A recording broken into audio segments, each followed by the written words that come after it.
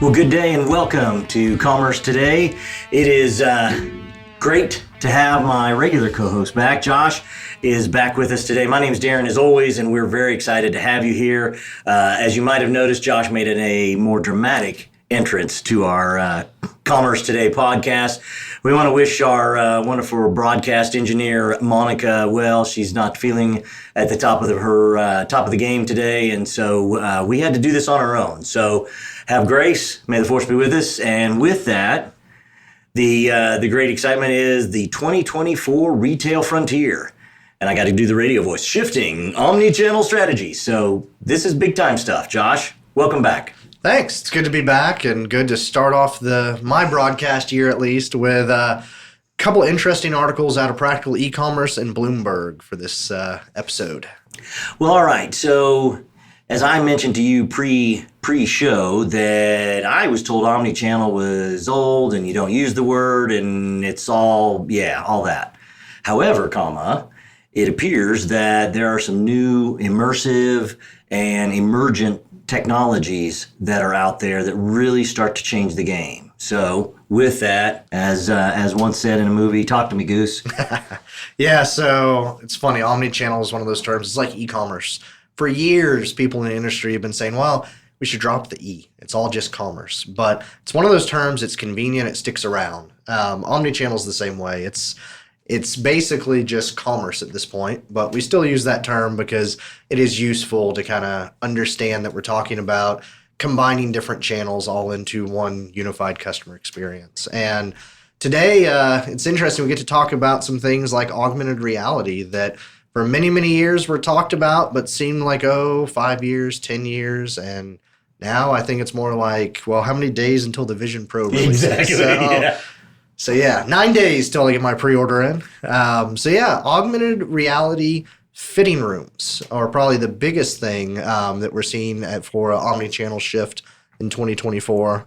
It's expected that the market for those will exceed $3 billion this year. Oh my goodness. Are you telling the audience that, hey, they need to get spooled up for a augmented reality fitting room? Definitely. Either a fitting room or some type of AR experience. There's one brand, Rebecca Minkoff, that they discovered customers are 65% more likely to place an order with them after interacting with a product in AR. So I've been talking for a while about how you need to get your assets ready for AR and VR. So if you have those 3D assets ready, maybe you're going to be one of the first people to deploy them on a Vision Pro. You might see a nice little boost in sales. Interesting. And I have to tell you, just literally over the holidays, I got approached with this. The brands that are trying to sell you different clothes, but they just say, hey, use your iPhone, and they'll size you, and you get the perfect size, perfect fit. And I haven't done it yet, but I did look strongly at it. So these are hot. This is definitely something to be aware of. And if you're selling any kind of clothing and merchandise like that, it's important. So the next up on all of this is the pop-up shops, brand collections, and those kind of things. Tell me a little bit more about those, Josh. Yeah, so I joked a while back that the internet was opening up physical stores. So you saw Amazon opening stores. You saw brands like Warby Parker that were online only opening stores. Then the pandemic happened and people didn't focus so much on stores. Now it seems like online only and online first brands they're scaling back a bit. They're not opening tons of their own stores, but what they're doing is pop-up shops, which I think we've joked before, mall kiosks. That's what we know them as. But pop-up shops, kiosks, also temporary and permanent store within a store concepts. I honestly think this is what's keeping Kohl's in business. Is Kohl's has Sephora and a few other brands that basically rent space from them in all of their stores. And I don't know if you've been into a Kohl's lately. I went there just for an Amazon return, actually, and I realized that I was there for an Amazon return. There was a Sephora store there selling me things. I never actually really even interacted with the Kohl's brand at all. Interesting. That is interesting. I was the one other piece that you had talked to me earlier about was like experiences and events, and really those event branding. One of the things I know, at least I saw when we were, last year at the Adobe conference and everything, was in the Formula One world, Williams and the Williams racing team really taking advantage of race events and being there in force, and just at those with those big pop-ups and have those, pop-up shops and those kind of things. So, all right, with all of this fun strategy and new influence and everything that's going on, there's some new things that are happening around that.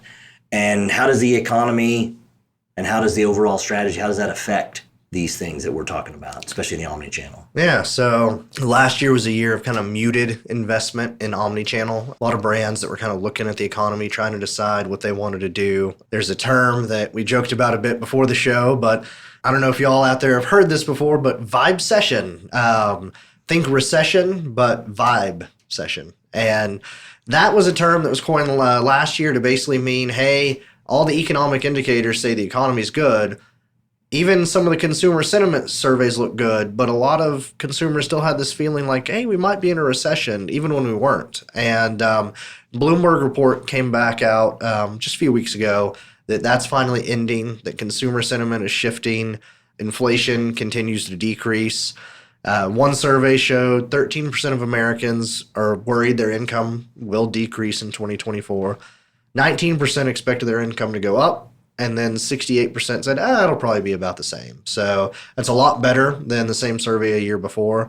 However, there's still some of the really large brands that have, major exposure to big macroeconomic shifts. They're still a little nervous. So Walmart, for one, they're closing down around 150 underperforming stores. Wow. They're going to shift all that investment into e-commerce because they've basically said, hey, different parts of the country, some are doing well, some aren't doing as well.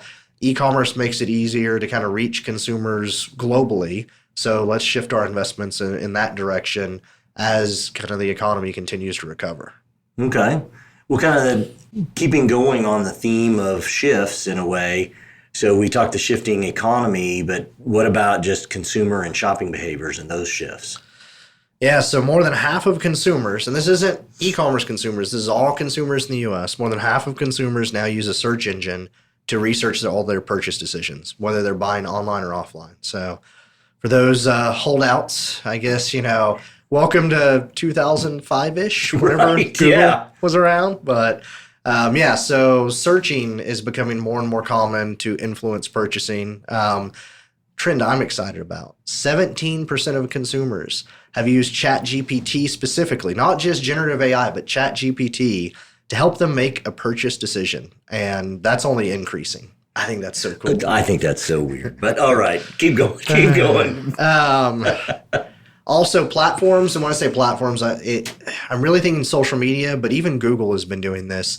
They're emphasizing zero-click content, which basically means whether you're on their website or you're in their mobile app, you never click on anything to leave the app or leave the website. So think articles that are posted on LinkedIn instead of getting a link on LinkedIn that takes you to someone's blog. Got it. So platforms, it's all about the eyeballs. They want to keep the eyeballs in their site, in their app, not send them out to the retailer site. And that is honestly really changing your social media and SEO strategies. So that's something that's going to continue to shift this year. Yeah, that's some neat stuff. I still struggle a little bit with the consumers using using the HAL 9000 for finding their buying decisions. But hey, you do what you got to do, and it's probably crazy the recommendations it might give. So maybe I ought to give it a try. You should. I actually, over the holidays, Oh my. we have a pull-out trash can in our kitchen that we could never get. It was literally just a pull-out drawer. It didn't come with a trash can. We put our own trash can in it. We can never get one that would fit quite right. Finally decided, hey, we want two. We want a trash and a recycle. And I was having a hard time with the dimensions. I took a photo and I took a few measurements and I said, hey, ChatGPT, I need the perfect products, 2 different trash cans that will fit in here perfectly, leave no extra room, and meet these requirements. It took it about 30 seconds, and it had me the exact thing to buy on Amazon. And that's something like... It's awesome. That's been a problem for me for like 10 years that I just never took the time to solve. And then I was like, ChatGPT can do it. So. Interesting. Okay. All right. Well, you sold me. Well, next up here, as we're going through the whole omnichannel discussion, so we've talked some shifts in the economy, the shifts in buyer behaviors, consumer behaviors. So what about kind of the organizational changes overall in retail? What does that look, and how's that affecting the whole process? So it's interesting. E-commerce used to be very siloed. E-commerce would be an IT function or a marketing function. I worked with one brand where it was literally a guy that in the back room of one of the stores said, "Hey, I'm going to put a server here and we're going to launch a e-commerce website." And I don't think his bosses even knew what that meant, but led to what ended up being a $100 million plus e-commerce business. Then standalone e-commerce departments started emerging, people realizing, hey, this isn't IT, this isn't marketing. It needs to work closely with both, but it's something separate. But now the omnichannel retailers are realizing, hey, we don't need a separate silo for e-commerce. We want to build e-commerce into everything we do, have that omnichannel approach. So basically they're breaking down those silos, and you're seeing basically e-commerce roles within just retail operations departments. Okay. Well, that definitely adds some touches and influence into that whole process. So now, as we're kind of bringing it all together, and really, as you all have heard what we've shared, now it's kind of, all right, what's those strategies? What are some things that you, the e-commerce directors and the merchants out there that are working with these things, what can you do? What are some strategies that you can do? And as I see the first one up here, I'm not sure that's necessarily the top of the line one, Josh, but fire away. This one's all you. All right, so consider the impact of AR or VR. So think about how your brand could leverage AR or VR. I think it's different for a store experience versus a in-home experience or an online experience. What Darren is joking about is I put in the show notes, pre-order the Vision Pro headsets. Apple's Vision Pro pre-orders open January 19th. First ones will be delivered February 2nd. Jury's still out. How many consumers are actually going to buy this? It's like over $3,000. Some people think it's going to become a niche enterprise product. Apple's doing some interesting things around spatial computing. So like video conferencing, even working with large spreadsheets, all sorts of interesting stuff. But I suspect even if it's a fairly niche market, we're going to see a lot of kind of bleeding edge consumers that tend to be the people that spend more money online, buying Vision Pro headsets, checking them out, seeing what experiences you can offer. So I would encourage you, if it makes sense for your brand, especially if you already have an app, you really need to be looking at the development materials for Vision Pro are already out there. You need to already be looking at that. For those of you out there that are listening that this even resonates with, Josh is your target market. So just in case you're wondering, you already have a target market at least of one to go after.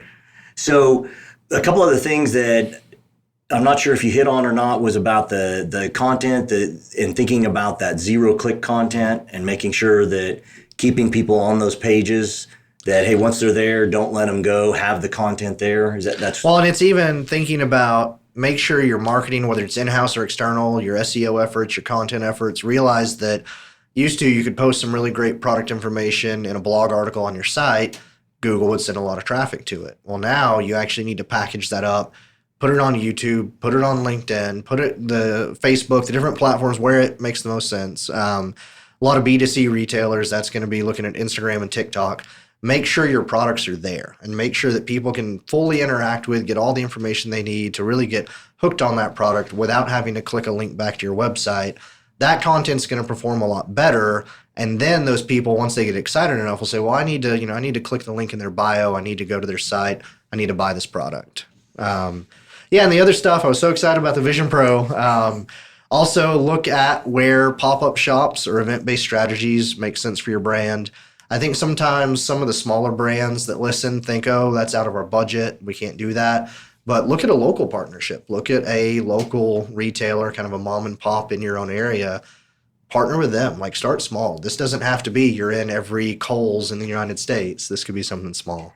Well, and I remember, and this has worked throughout time and eons, is think of your product market. If you're selling something very, very targeted, but then think of all of the other things that maybe you touch or can touch.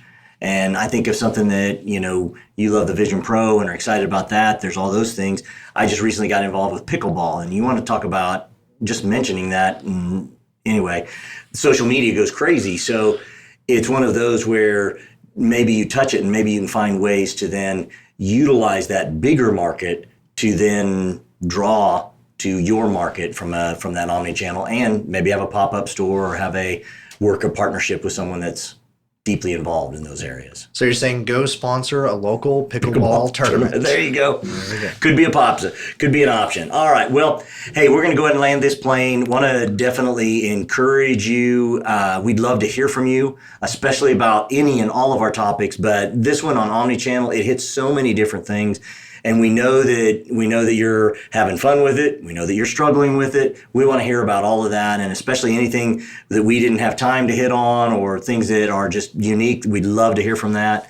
And then last but not least, definitely click, ring the bell, whatever it is on the appropriate. We can tell how much Darren spends time watching YouTube videos. Exactly.